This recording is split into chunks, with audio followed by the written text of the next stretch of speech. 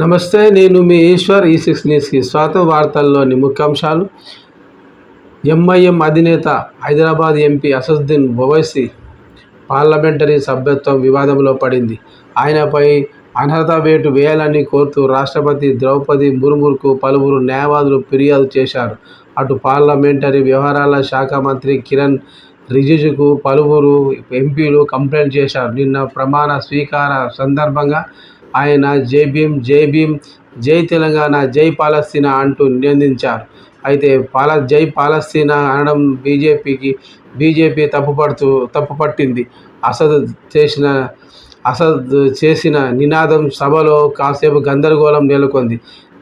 నిబంధనలకు విరుద్ధంగా అన్నందుకు ఆర్టికల్ 2D ప్రకారం ఆయనపై అనర్హత వేటు వేయాలని BJP IT cell head Amit Malviya X వేదికగా ఇవాళ పేర్కొన్నారు.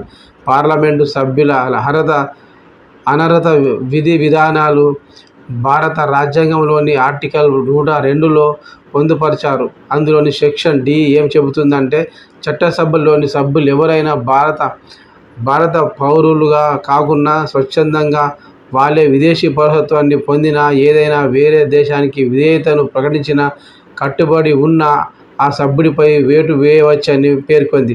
దీని ప్రకారం అసదుద్దీన్ని అనర్హుడిగా ప్రకటిస్తారా లేదా మరి వేచి చూడాలి.